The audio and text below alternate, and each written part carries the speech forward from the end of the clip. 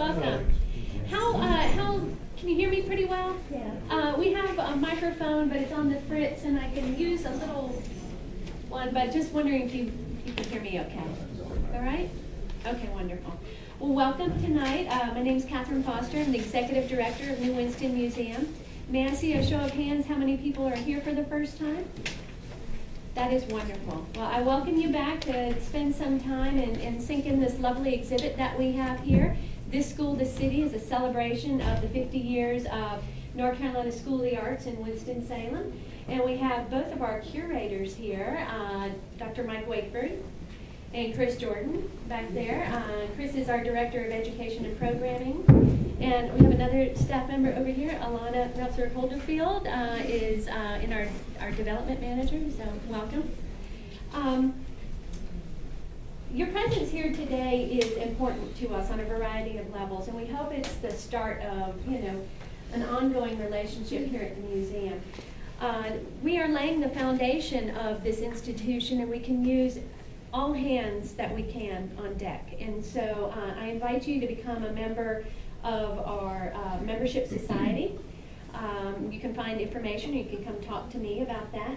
But also, we need help, kind of deciding who we are and developing programs and exhibits for our future. So we have all kinds of committees. We have a program committee, an exhibit committee.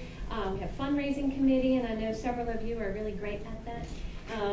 So I welcome you to come help us build this facility. Join us next Thursday at Aperture Cinema in downtown Winston-Salem at 7:30 for the premiere of our Made in Winston-Salem film series. As you can guess, we're showing films that were made in Winston-Salem, and we're kicking it off with The Trials of Daryl Hunt, which was an HBO documentary that looked at kind of the long, drawn-out process of exoneration for Mr. Hunt. After the program, we're going to have a panel with Mark Rabel, who is the director of the Innocence and Justice Clinic at Wake Forest School of Law, and Phoebe Zerwick, who's the award-winning freelance writer and investigative journalist that kind of brought a lot of issues to light and reopened the case. So it'll be a lot of fun. Now, to introduce our presenters tonight. Earline Parmon is a government official and community activist of hired regard. And while I'm unable to share the entirety of her experience in this community, I'll share some highlights of her career. A native of Buffalo, New York, Senator Parmon is a former member of the U.S. Army Reserves and received her B.S. in Business Administration from Winston-Salem State University. Having served 5 terms in the North Carolina General Assembly, House of Representatives, she won the North Carolina Senate District 32 and was the first African-American state senator from Forsyth County. In 1982, she founded LIFT, Learning is Fun Too, Learning Center and Academy, where students who were considered to be at risk were given a second chance to excel, and she served as executive director there. Elected to state office in 2002 and representing House District 72 in Forsyth County, she co-sponsored a successful bill with fellow Forsyth County legislator Larry Womble that repealed the state's controversial sterilization law. She also fought vigorously for the death penalty moratorium. During the 2007 legislative session, she and Womble co-sponsored and championed the enactment of the Resolution 1311, which expressed that the General Assembly's profound regret for slavery. And she had that signed into law. On May 8th in 2010, Winston-Salem State University conferred upon her the honorary Doctor of Laws for her leadership and passage of the Racial Justice Act. Parmon is a member of the Psi Mega chapter of the Alpha Kappa Alpha sorority and is an associate minister of Exodus United Baptist Church. Earlier this year, Parmon resigned her position as state senator and began in the position of the director of outreach for Congresswoman Alma Adams in the 12th Congressional District. Sorry, it's a lot to share. Thank you so much. Will Cox has been an activist and worked in the medical and domestic violence fields for over 20 years. His advocacy work includes fighting for fair housing, civil, medical, and labor rights, amongst other issues. Will was active in the Occupy Wall Street movement and was successful in applying for and securing the North Carolina highway marker in Winston-Salem, commemorating the civil rights unionism of Local 22. Will is currently a board member for Healthcare for All North Carolina and a universal healthcare advocacy organization. Please join me in welcoming our guest tonight.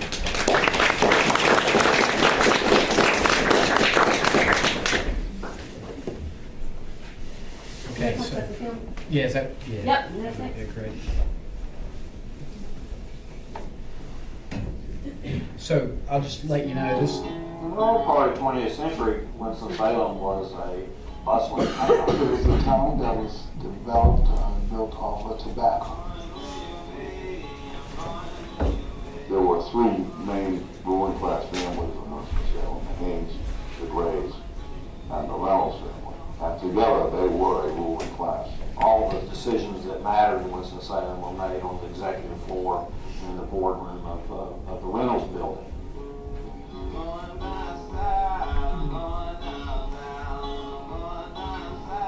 You recognize how damaging Jim Crow was and restricted. If you were black, you just couldn't do certain things. Not only did you have the segregation continuing, but the economic exploitation of people working like dogs in these factories for very little money. It allowed Reynolds and the stockholders to amass this huge fortune. One of the most remarkable stories is the mobilization of this African American workforce in the tobacco industry into a union called Local 22. It was a very different and a much broader vision of unionization that had been attempted before.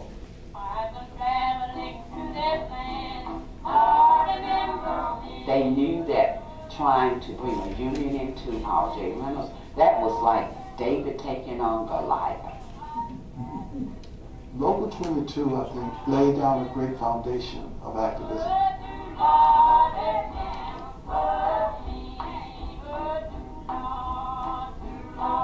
They led the election of the first elected black official in the southern United States against a white candidate since the end of Reconstruction. This union became a vehicle not just for some kind of economic improvement, but even more importantly, a vehicle for their emancipation.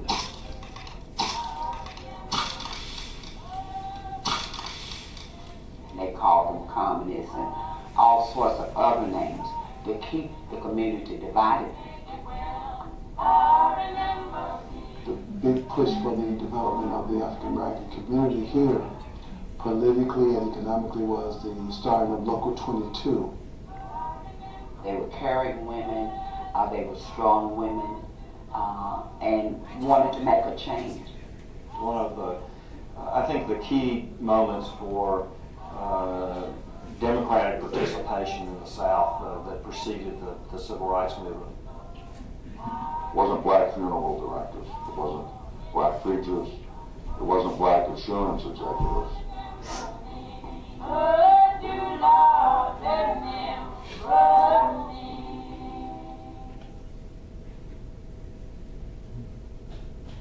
Okay, just to give you a little background there, Jonathan Michaels, the fellow that put this together, he ended up writing an article about Local 22 and the marker that we had celebrating that struggle that the tobacco workers took on. And that article was on the front page of the Journal, and I think that's a really interesting and a fitting thing because besides putting this together, putting that article out, I think it had some impact.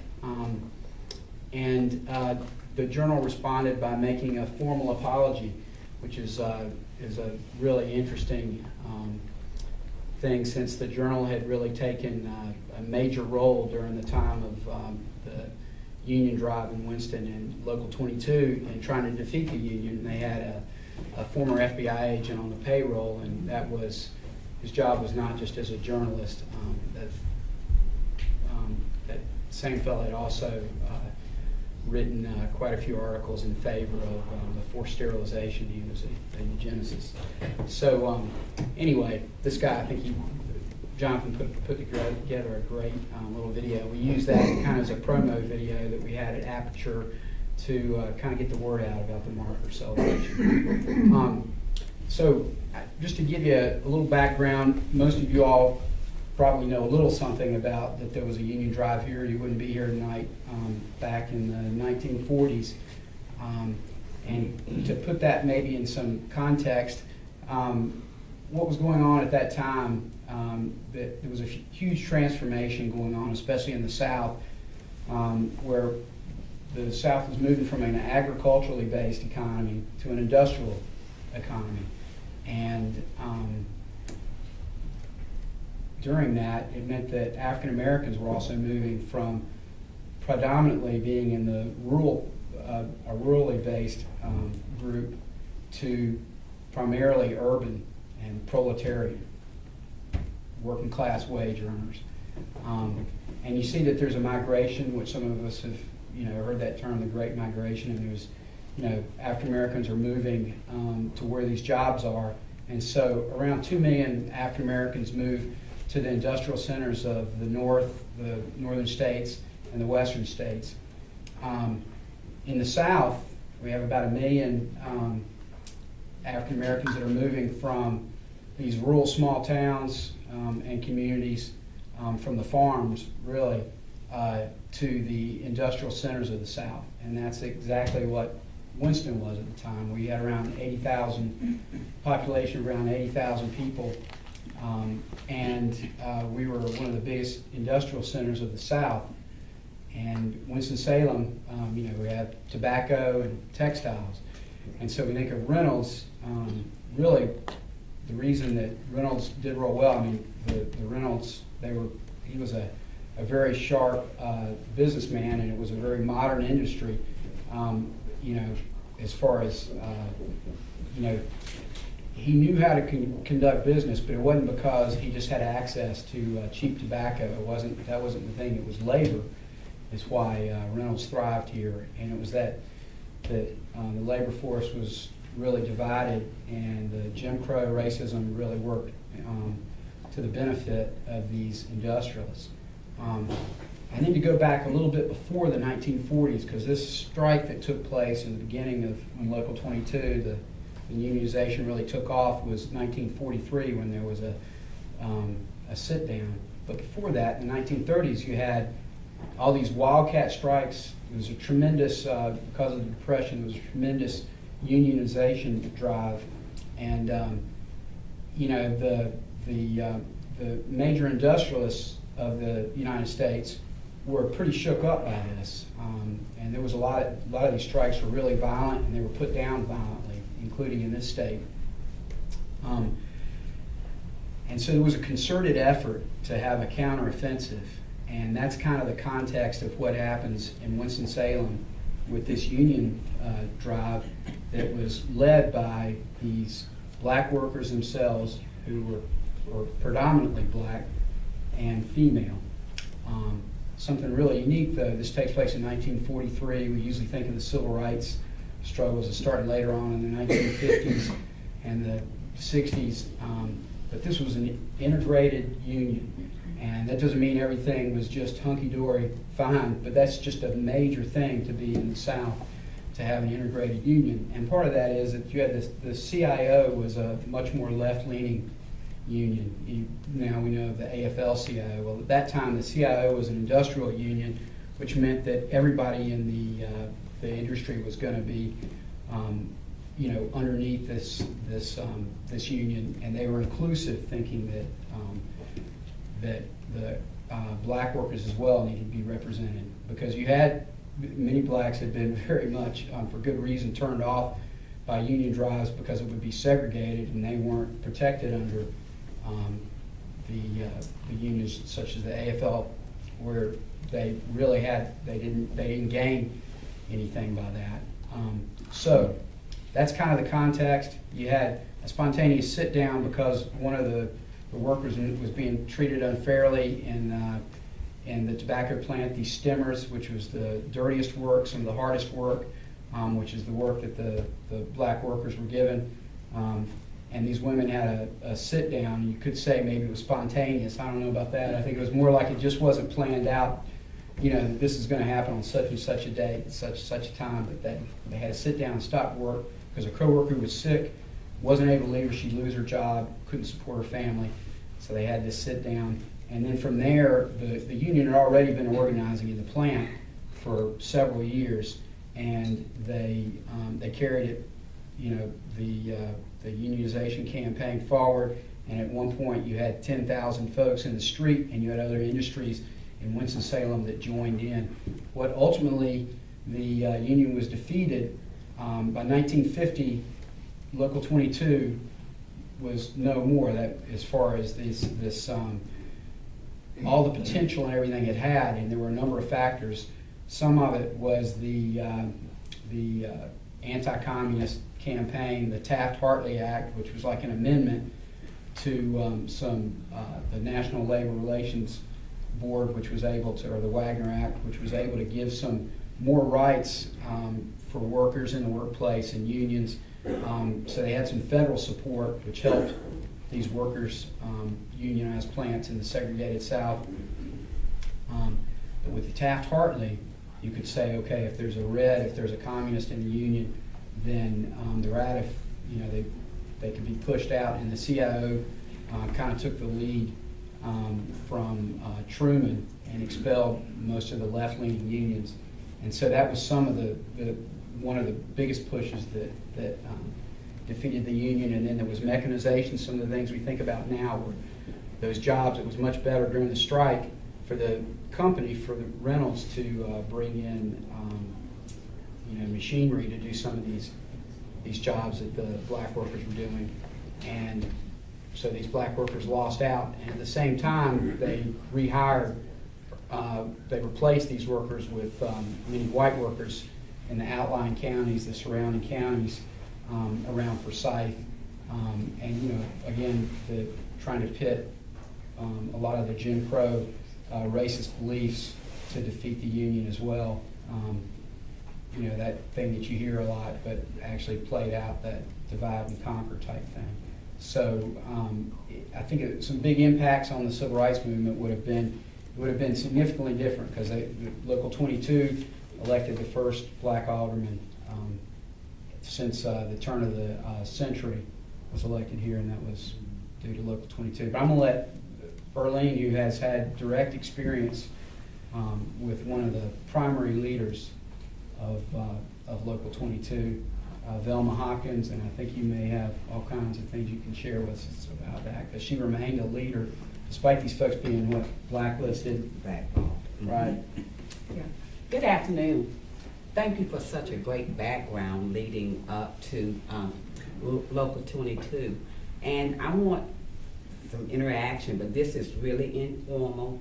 And it's such an apropos time to talk about Velma Hopkins and her role with many other women in the black community, because I understand this is International Women's Month. Mm-hmm. And so it's such an appropriate time to do this.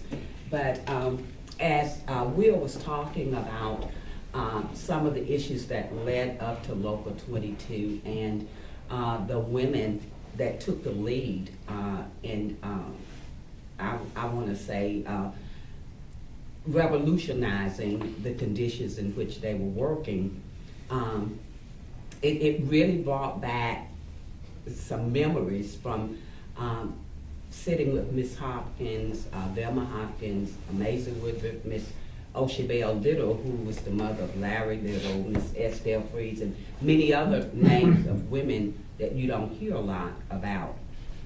But I became very involved with Miss Hopkins because her activities from the 1940s in helping this union and organizing the women and a few men, we had a few men, for the union, she became one of the leading civil rights leaders in Winston-Salem.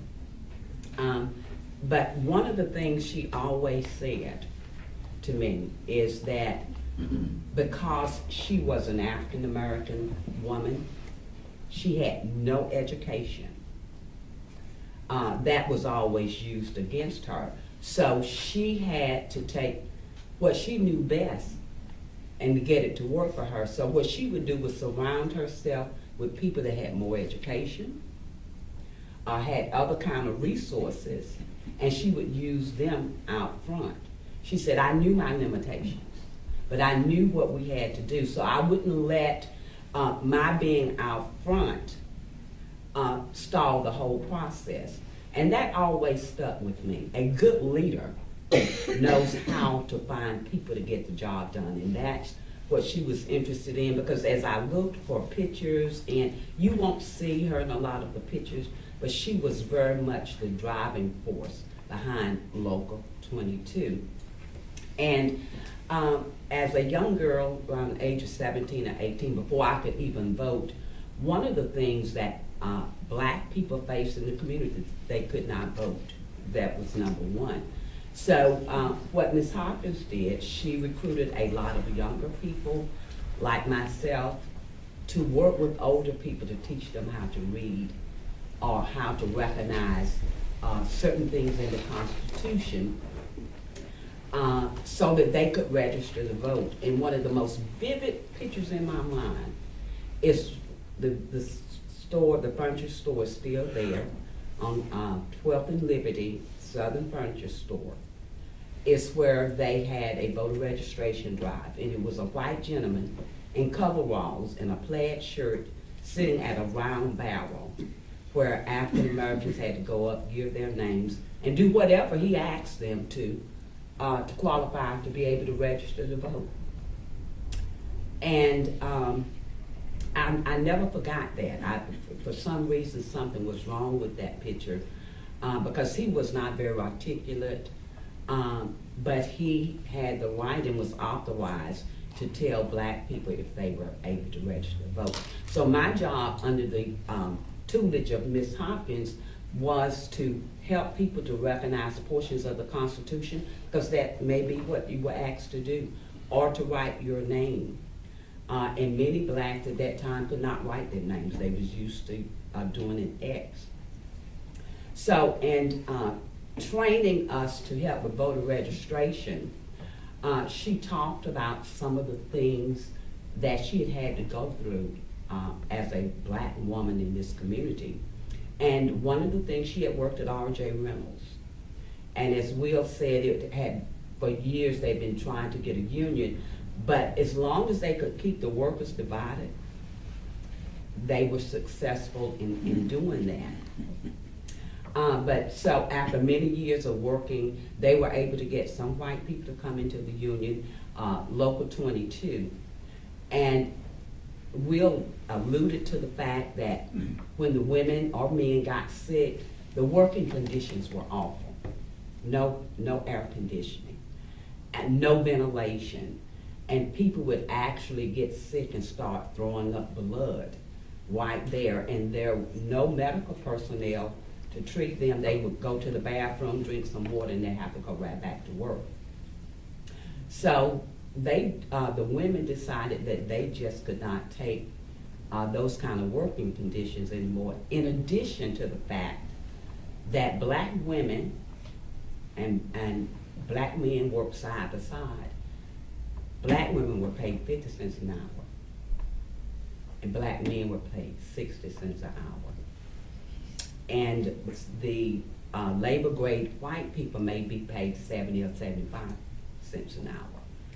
So the women just decided that it was not fair. They did the same nasty, dirty, inhumane work as everybody else, and that they deserved. So they would meet in churches around the black community, Shiloh Baptist Church being one of those churches, which Velma Hopkins was a member of.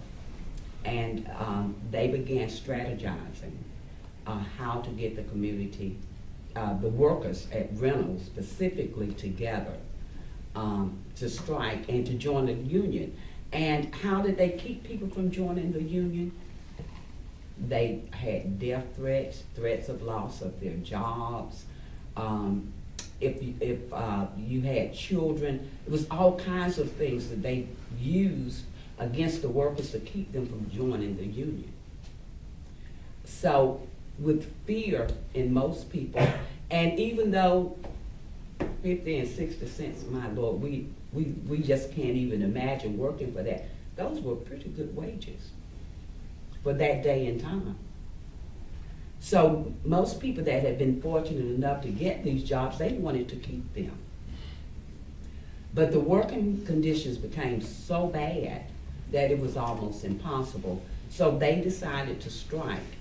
In the meantime, because of the organization and rentals with the black workers, you had people like Paul Robeson, who was nationally known and who was a communist, came to Winston-Salem to support these rentals workers. So there was another opportunity for Papa Reynolds, and I don't know how many people, probably none of you all have heard that term, Papa Reynolds. That was used in black community just consistently because, as Will said, nothing happened in this town that did not have consensus for the boardroom of R.J. Reynolds. And even though you had people working at Haynes, Summit, some of the other different places, decisions were pretty much pushed by Papa Reynolds. So Ms. Hopkins talked about how she got death threats, how she was labeled as a communist, which was a word no one liked. So when they labeled her and some of the other ladies, Miranda Smith was another person that worked tireless. In fact, she ended up being ran out of town. She had to leave her family because of death threats and threats on her family. She left town. I don't know if Miss Smith ever, I don't know what happened to her. That was one of the things Miss Hopkins would talk to a point about some of the people that had been involved in the union, and she wouldn't say much more about them. So there was I think people were actually maimed, and they had to slip out the city at night for safety of their very lives. So they labeled Miss Hopkins because they knew she was the leader. And they told the black people in the community that she was a communist and it was going to cause all kinds of horrible things to happen in the community. So guess what? That split the community. It kept them divided. And we know if any group is divided, you cannot get things done. So while they split the black community, half of the black community was against the rentals workers organizing, and then there were the workers themselves that wanted to be a part of the union. And so Ms. Hopkins and them said they went through years of just trying to get fair wages. They talked about how when at lunchtime, I think it was 30 minutes for lunch, unless the straw boss or your supervisor in rentals would say, okay, girl or boy, you've had time to finish the food in that bucket, come back to work. So it was just so many things that just led to thousands of people deciding that they were going to go on strike. And so they were successful to a point, but finally, because of the persistence and the tactics by R.J. Reynolds and some of the other leaders in the city, the union was busted. And we talked about a little bit of all of these years of struggling, trying to organize for better working conditions and better wages. Did any good come out of that? Yes, it did. Workers what Reynolds did, they decided to increase the wages 10 to 15 cents. They started giving some benefits, improved the working conditions somewhat. And as Will said, they started getting machinery in. So all in all, the cost of their efforts, people that worked and remained at Reynolds saw some improvements. until the 50s, I think, that Ms. Hopkins said that they finally brought in some people and sat down and talked about what did the workers want to see. And in 1947, Kenneth R. Williams was elected alderman, the first black alderman in the city of Winston-Salem. That came out of R.J. Reynolds calling in black people from the community and saying, okay, y'all tell us what black person that y'all want that we're gonna see that they become an elected official. And that was Kenneth R. Williams, but guess what? And I love President Williams. He was president of Winston-Salem State University when I first went to school there. But he was the black person that they negotiated because he wouldn't make no waves. He was gonna do exactly what the fathers of this city said do. So there again, you had this division. So the black people, including Ms. Hopkins, accepted Mr. Williams as that person that would be the first black alderman at that time, the city council now. So still, black people, even though there were some improvements, I remember her talking about what we now call our Human Relations Commission was the Goodwill of Good Human Council. Anybody remember that? But it was a forerunner of the Human Relations Council, which had 5 blacks or 10 blacks and 10 whites that would come together to talk about what would be good for the whole city. But the problem with that was the blacks that were selected were blacks that R.J. Reynolds and the leaders of this city could more or less control. There were some ministers, and I will not call their names because they did some good things. They had great intentions. But that was because of all of the years and the struggles, even though we did not see a union in full blast here in North Carolina, in Winston-Salem, they did make some differences in Winston-Salem for a while, because we're still now in 2015 have people working for wages that's keeping them in poverty. We've been fighting for living wages for years. So that's pretty much the story of Ms. Hopkins and how she had to live her life in this community along with Miranda Smith, Maisie Woodruff. Maisie Woodruff went on to become the first black that was elected county-wide. She served on the county commissioner, and they said she can serve 4 years, and then the next 4 years somebody else had to serve. And that went on until until the 80s, where we could get, when they did redistricting, where black people could elect their own representatives. So the union and R.J. Reynolds have made a great impact on the life of the black community. One of the things Reynolds became noted for is that they got to a place where they paid a decent wage, where blacks could move into middle class, send their kids to college. But the workers in Reynolds soon became so well paid that they made more than our school teachers.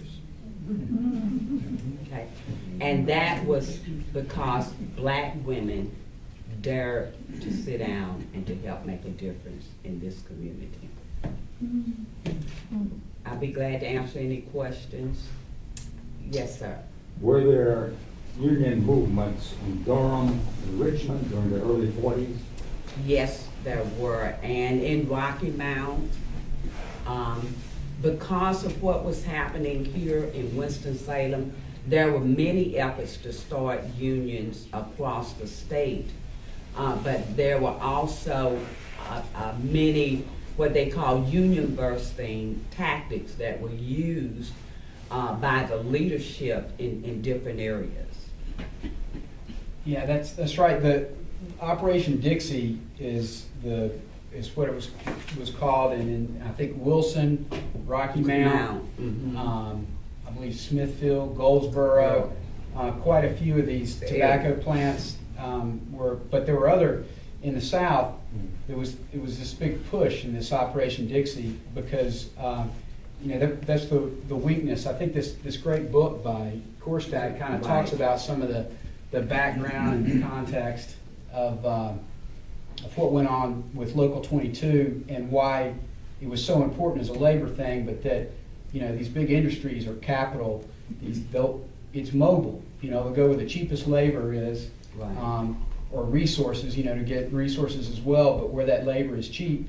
And as long as you've got that weak link as far as the perspective of those people, the wage earners, you can always be pitted against somebody that'll work for that much less. Right. And in Jim Crow America in the South, it's right there, in the person that's working in the same factory. And these blacks knew that when you have no rights whatsoever, and that's why this the name of that book is Civil Rights Unionism, but that it wasn't just went on the workplace like Earline has made very clear. This was a community organizing effort that really initiated the civil rights. I don't think it started with, when you talk about other factories, it wasn't not just other factories and other towns, but it was also rights out in the community that these folks were fighting for.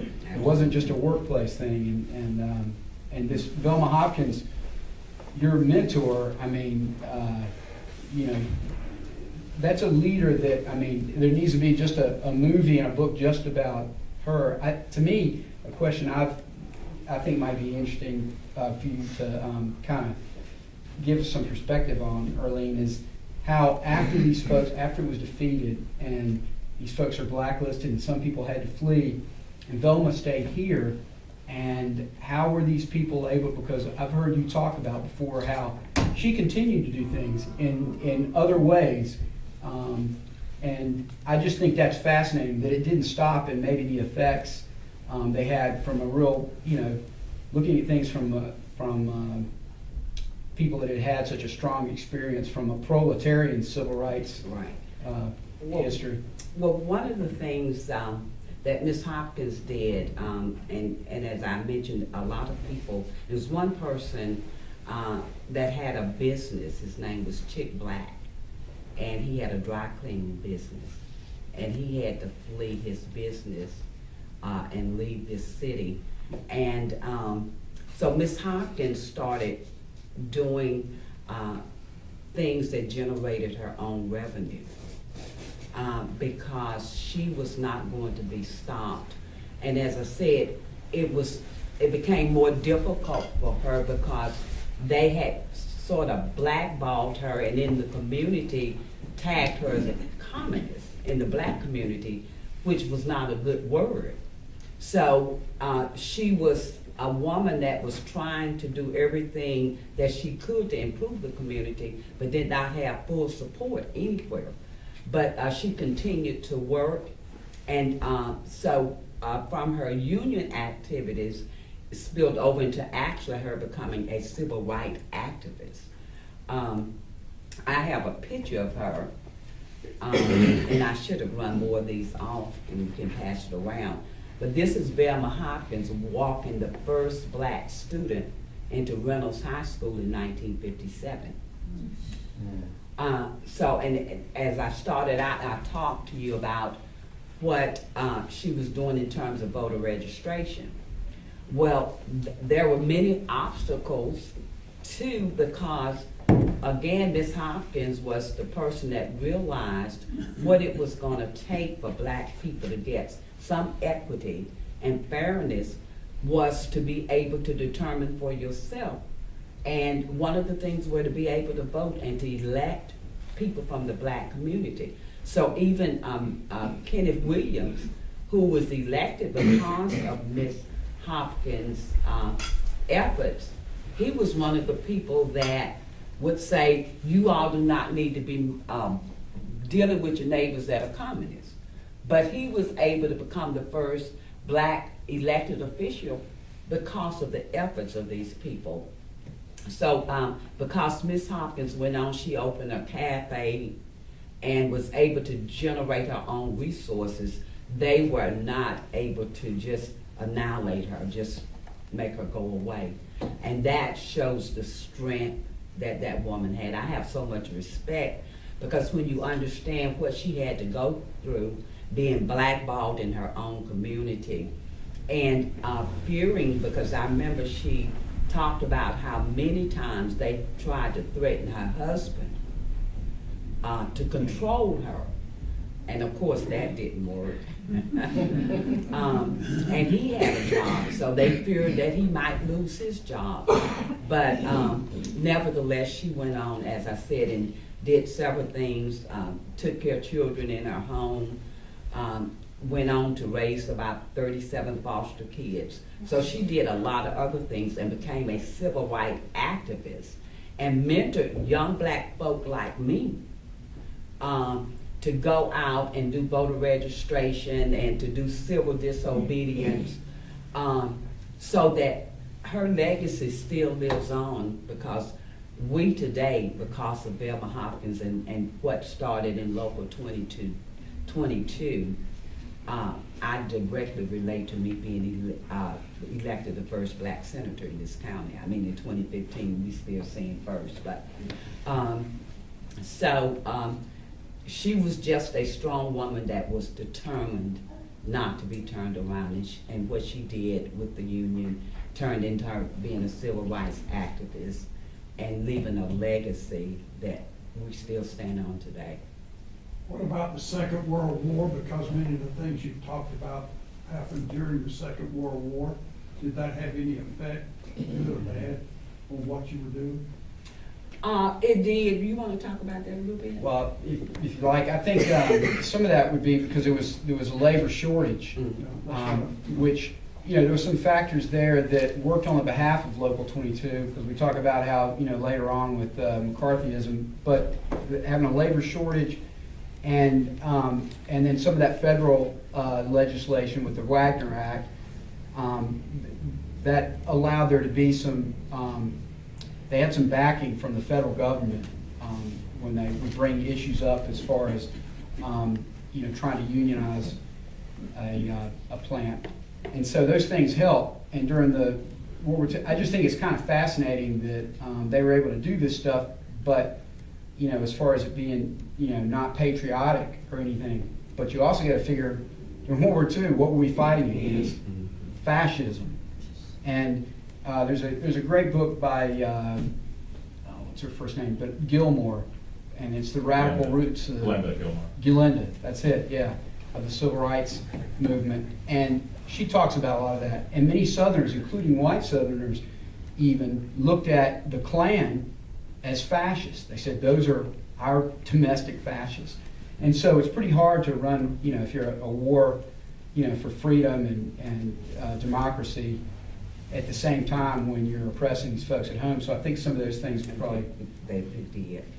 And you know, one of the other things that I failed to mention earlier on in talking about cheap labor and migration of the sharecroppers into the city was that for many, many years we had what we call seasonal workers that worked at Piedmont Tobacco Leaf Company and Winston-Salem that would come into the city and just spur the economic growth because they needed housing and meals and that sort of thing. But they could only work from like May to September. And those workers were still paid less than workers in rentals. And that was because they would leave the farm and come and just work seasonal work. So it was still a lot of things happening in between while there were some improvements in rentals in terms of working conditions and how people worked, and came into this city and helped make it the great city that it is for very, very cheap labor. Yeah, I heard one time that R.J. Reynolds actually went to South Carolina and brought workers. Was that before the strike, as a result of the strike? It was a results, and during the time of the organizing, that was one of the other tactics that they used to put fear in the workers, to keep their jobs. They would go out and bring these people in to work, say, well, if you all don't want to work for 50 cents an hour, we'll just go somewhere and get somebody to work for even 40 cents. So it was during that time of the union organizing. And just, sorry to interrupt, just to clarify, R.J. Reynolds actually died in 1917. So we're talking about two different periods of migration. There was an earlier period of migration where he did go out and actively bring folks in, but that trend remained for decades, actually, of bringing these migrant workers in. Sorry to interrupt, but anyway. I have something else that is, I think might be interesting, is the influence as far as the civil rights struggle of Local 22. I mean, there's obviously some things where it didn't have the same character as far as the people, the working class character and the labor character that it would have had if the Operation Dixie had not been defeated.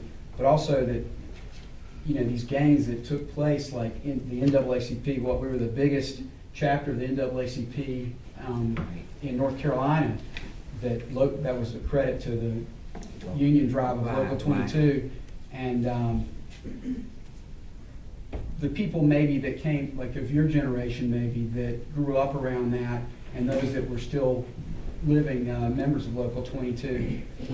Are there other people? Because I know that you know, I was speaking with Representative Terry one time, and she talked about things that people that I guess she had some contact. Maybe it may have been Robert Black, Chick Black, who was a big leader in Local 22, and then Roz Pellis, who is probably around your age, I think, and she became an activist and an organizer, and then later official in Washington D.C. with AFL-CIO. But I don't know if there's people like that you think. It sounds like Roz was deeply influenced, but right, and it's interesting that you said that. She is now back in North Carolina periodically working with the NAACP, but I don't know of many people. Larry Little is still around, whose mother was one of the activists in the union and one of the organizers, but I can't think of many. I'm sure that Miss Miranda Smith has some family. In fact, I think I read that she had a granddaughter, but they will not talk about her involvement with the union, and that has always been a puzzle in my mind. Why some of the people that were involved, people refuse to discuss why they left Winston, or if they left, so it makes me think some horrible things really went on, and a lot of the families, I'm sure, members, and because we don't talk about it, we don't know some of the family members that are probably still here, like Mr. Black and Miss Smith and some of the other people, except Larry Little and his family. I know they are still very much. And Larry, many of you probably know that, but Larry was Black Panther, one of the founders of the Black Panther Party here in Winston, and then later became a Winston-Salem alderman. Maybe, was that maybe late 70s or early 80s? In the late 70s. And for a number of years, and he talks about how, I remember a story he related, and you may know the details better, but when the FBI, they started a free breakfast campaign and an ambulance campaign in the black community here in Winston, but he talked about the FBI coming once to look into these Black Panthers that were supposedly so dangerous because they were trying to have the needs of their community met, right, and knocking on the door. I don't know if that was Velma Hopkins or it was one of the former Local 22. It was Miss Hopkins. It was it, and the FBI knocked on the door, and the story goes something like that they said, hey, there's some Black Panthers in the neighborhood, and she answered, well, how do you know I'm not a Black Panther? And told her they better get out of here. And one of the other stories I like about Miss Hopkins because as hard as they tried to assassinate her character and blackball her, they ended up, because she did have more community support in the black community for her than against her, is that she was one of the people they had to call in for the negotiations. And anybody that remember Miss Hopkins, she was a woman that smoked, but she went in R.J. Reynolds' building with a Pall Mall cigarette. How dare she?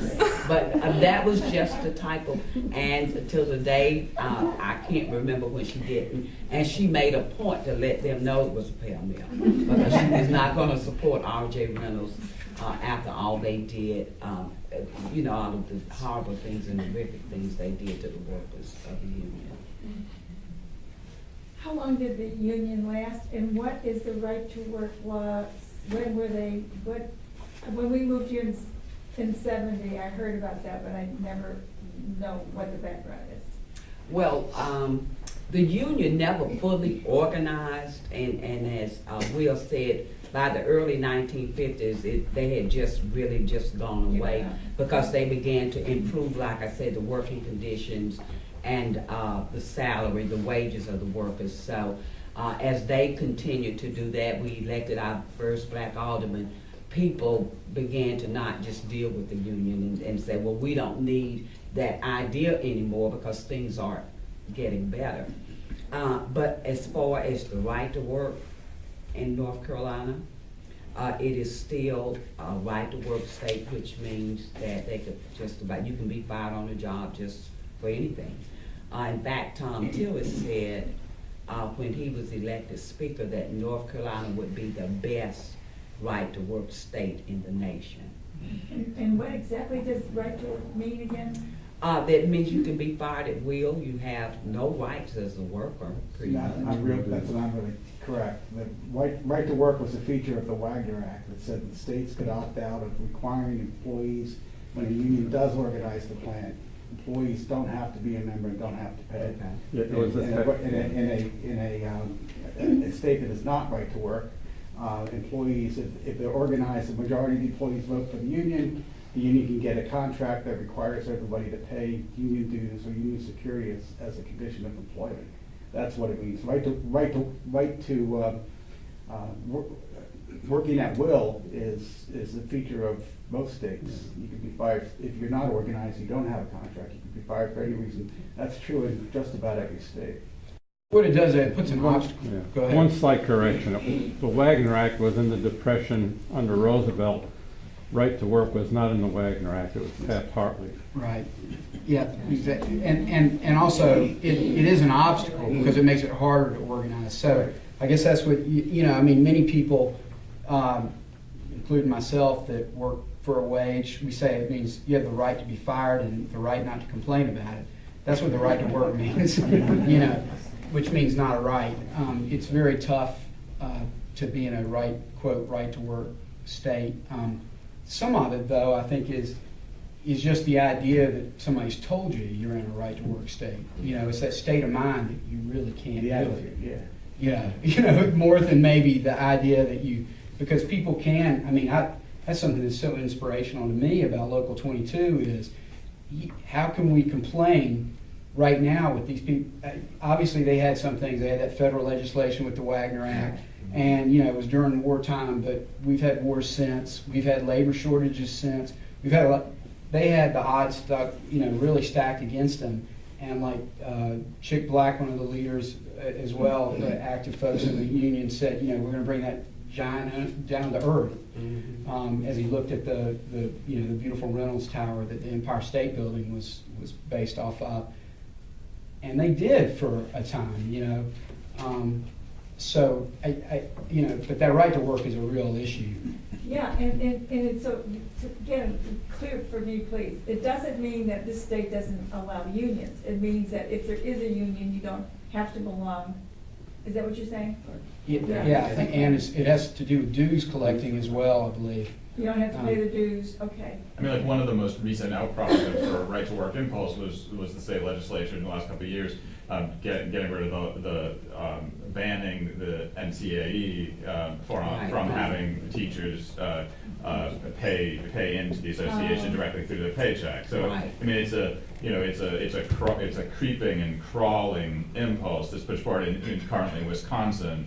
State employee unionization is collapsing onto itself because of a similar kind of change that Scott Walker's put through, and it makes it so hard then to organize from there. And they're seeing even, I think it's just recently done in the New York Times that they're having even a harder time than they even expected with a simple change of a law where they can't collect money just to do basic organizing. The meetings dry up, membership dries up, and it's that National Right to Work Coalition that's pushing these laws. Of course, we know who they're funded by. Alec, maybe? No? Pushing this forward. Yeah. I think. Yeah. Yes. Maybe if you could speak to some of the long-term impacts that Local 22 made in terms of labor practices at Reynolds, in addition to the wage increases. Were there additional changes, hiring practices, that kind of thing? Yeah, there were, and blacks went on to soon become supervisors.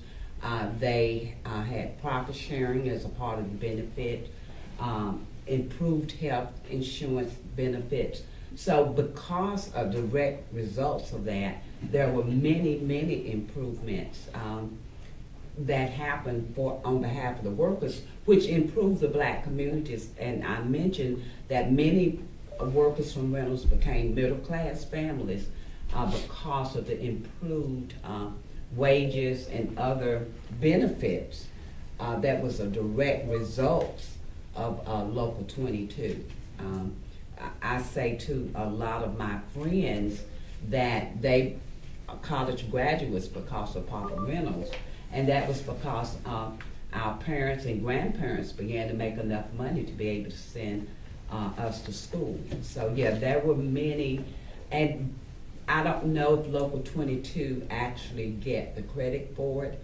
Like as Will had mentioned, Local 22, the Kenneth R. Williams election as city council was directly related to that, to sort of kind of calm the community and sort of pacify them, and to throw, as you say, a bone here and a bone there. But yeah.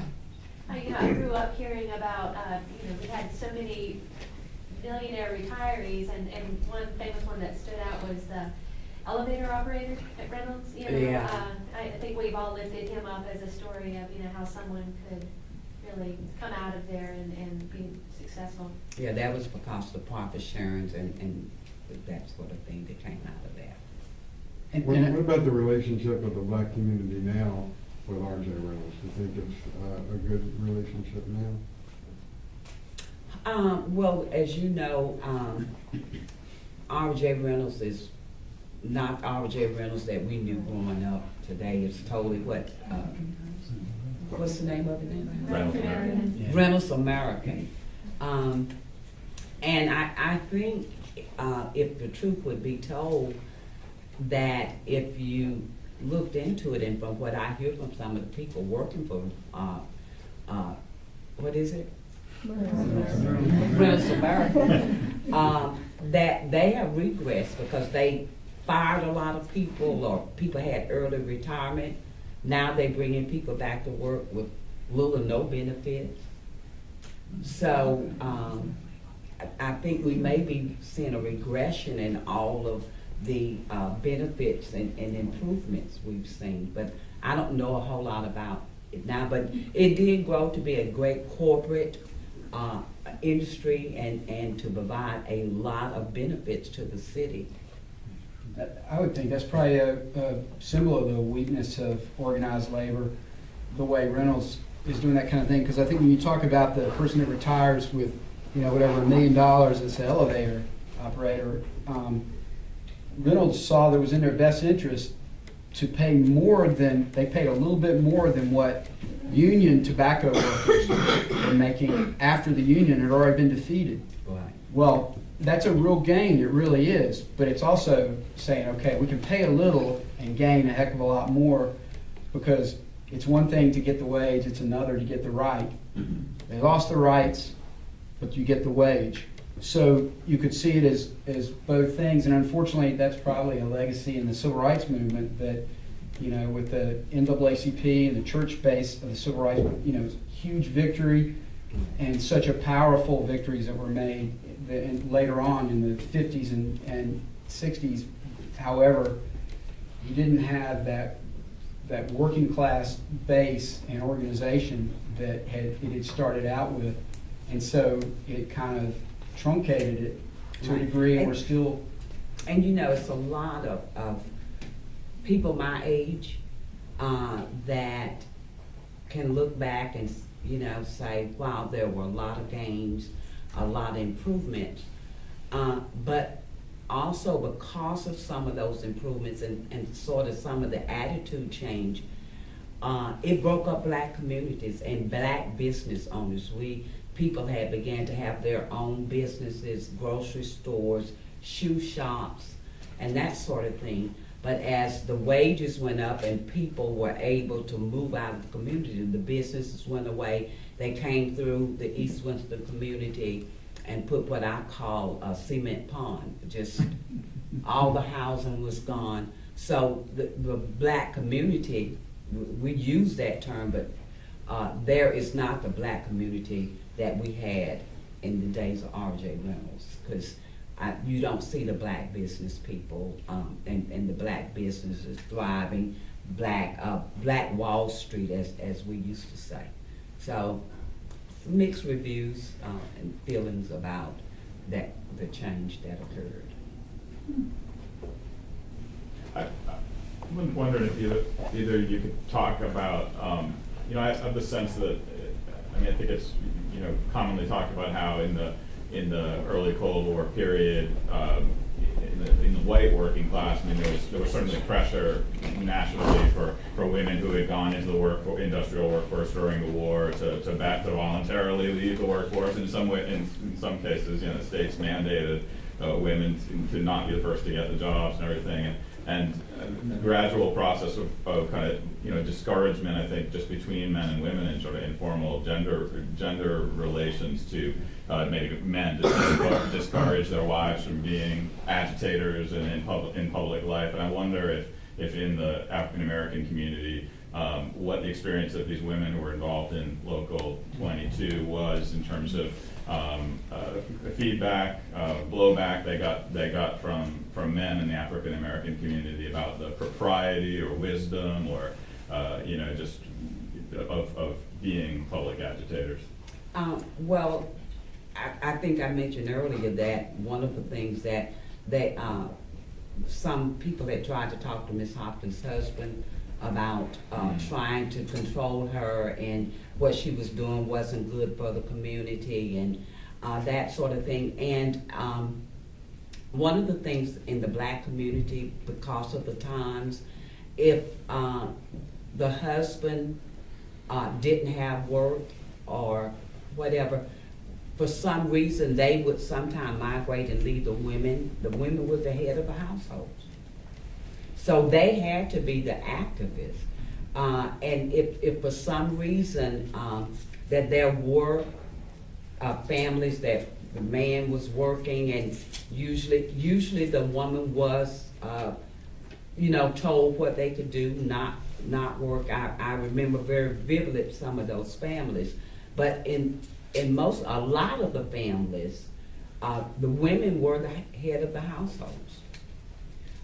And a lot of those women did what we call day work, or they worked for the Reynoldses, the Haynes, or the Grays, and many times had more income than the men, because the men were still not making wages that were that great, or could not get jobs because they were black men. So, and you would hear many times in a lot of the labor movement, women, because after World War II, because of the shortage of workers, where women had to begin to go in. I was reading something about the shirt factories and that sort of thing, where they went on strike. Women had to become head of the households and make the decisions.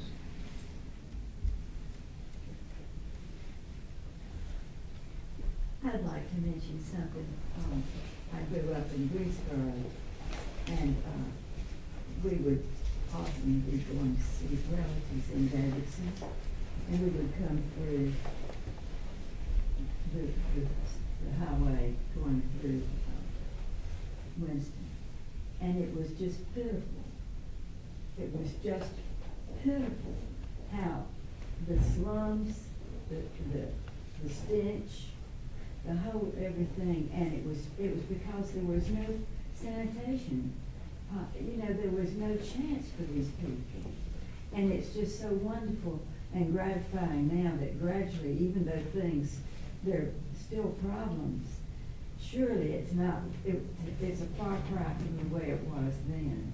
And we thought, well, it's better to live in Greensboro than, because we did have Bennett and we had, the different schools. But these things take generations, I suppose.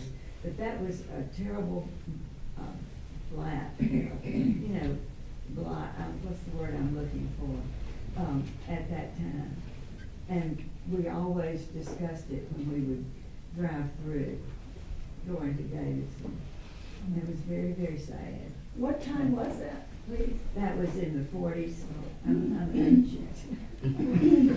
Is that with the monkey bottom? Is that when we saw that on the video of the little child out there, and it looked like there was a stream and kind of washed with, is that what that? I think that's the Boston area. Okay. I'm not sure. Because now I was a youngin' in the 40s.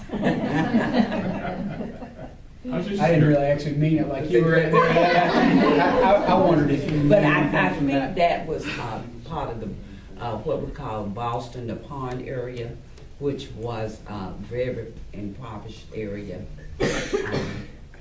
And one of the other things, sometimes as you ride through Winston now, we have some signs that say like Reynoldstown, Haynes had workers, and they bought houses in certain areas that their workers could live in. Reynolds did the same thing.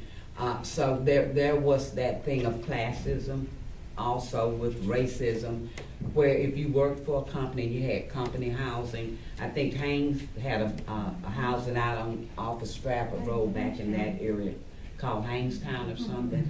And in East Winston off of New Walkertown Road, they had an area called Reynoldstown. So, but we did at one time have some inhumane living conditions, not only here but all over. Yeah, in Greensboro, well, the cones, the cone mills and so forth. But this was very stark when we go through. Can I just ask, I was interested in the biographical note at the beginning that your family moved from Buffalo down here. A lot more people heading the other direction that time. A lot more African Americans heading to places like Buffalo. Do you mind telling us about what brought you here? Talking about World War II.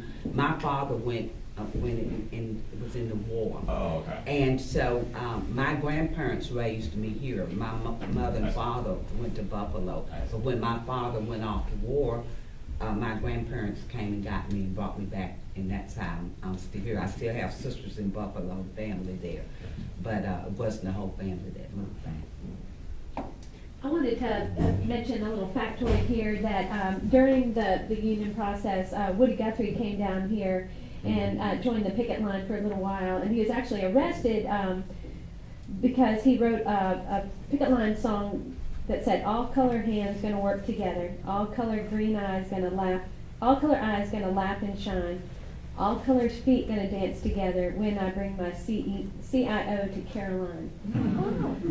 So after he got arrested, though, he wrote another song about Winston-Salem called "Against the Law," and it's against the law to walk, it's against the law to talk, against the law to loaf.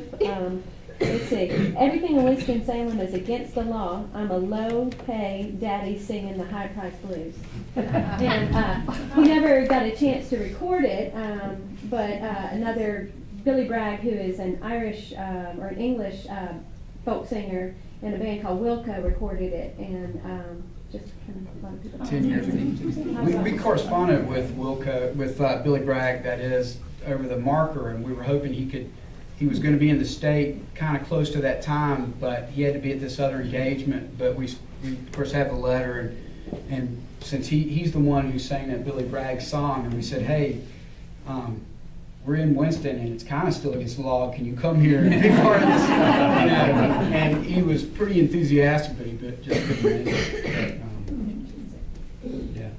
So one of the things that's so striking about this story, which I think is an incredibly powerful story, is that it's really not represented in labor history. And so, Will, I wonder if you can speak to why that is. And also because of,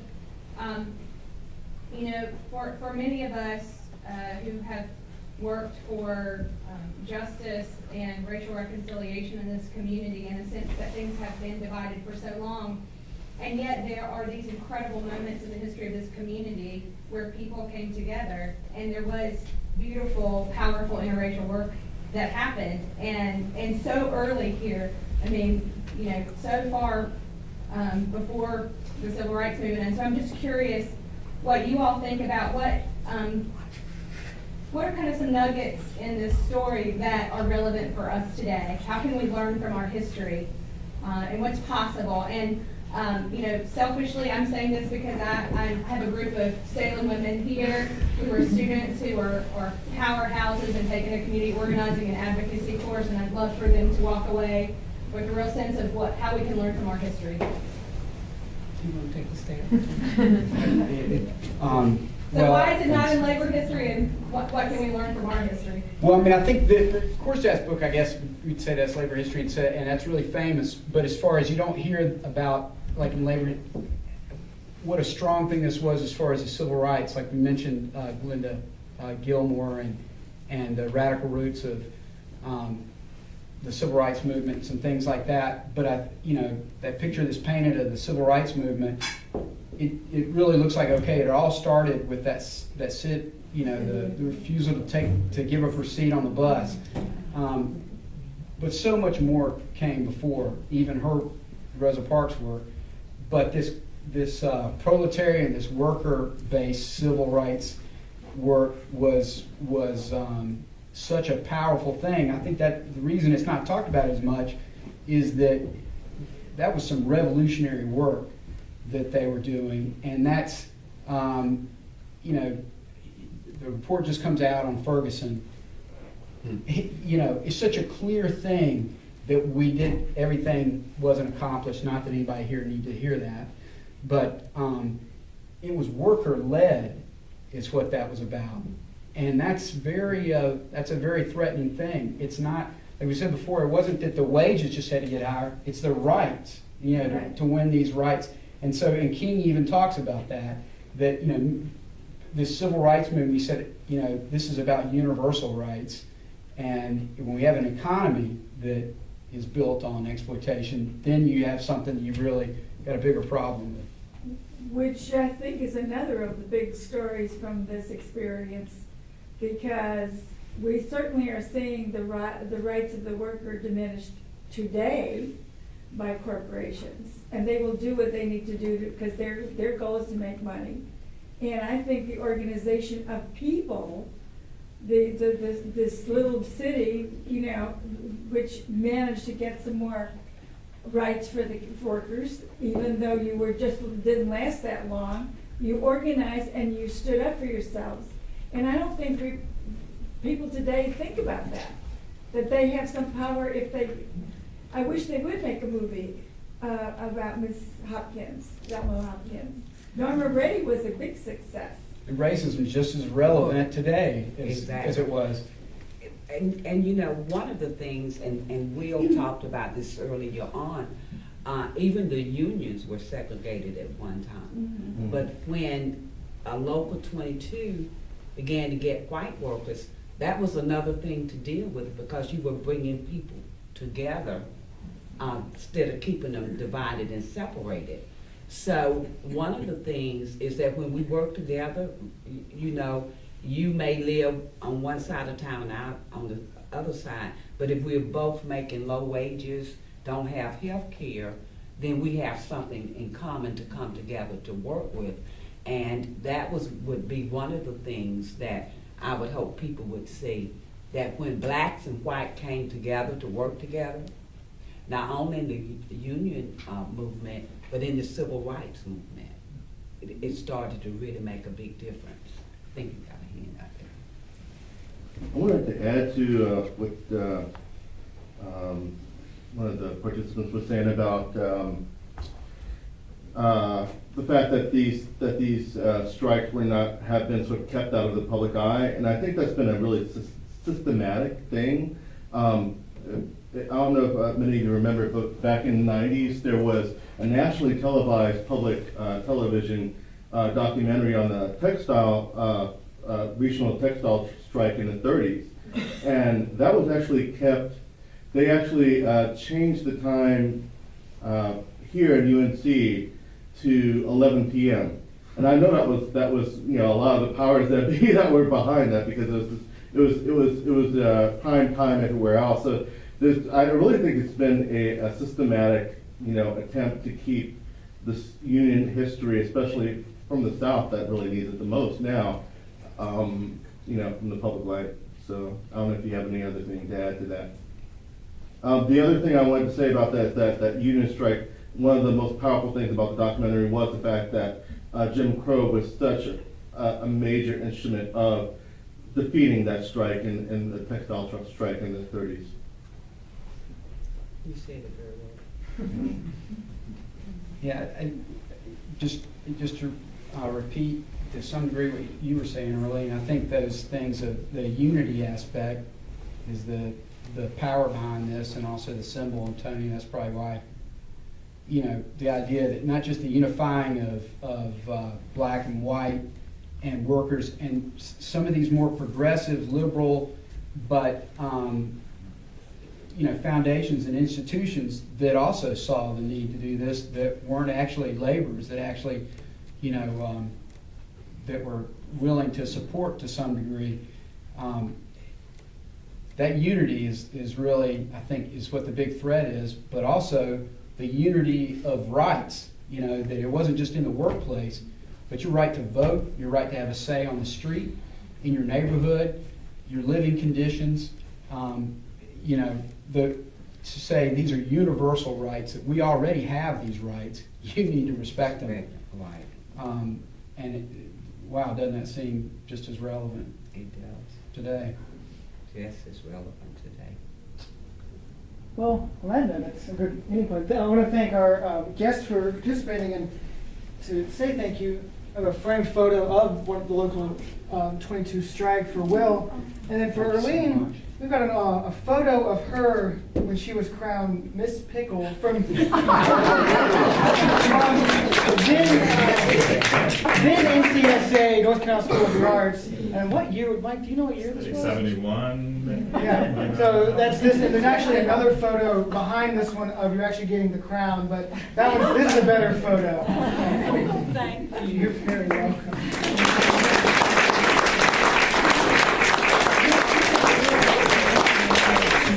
I want to thank everyone for coming tonight. We do have surveys that we left on your seats. If you have time, please fill them out. Give us your email address if you want to hear about upcoming events, and we'll have a red basket in the back that you can put it in. Thank you so much.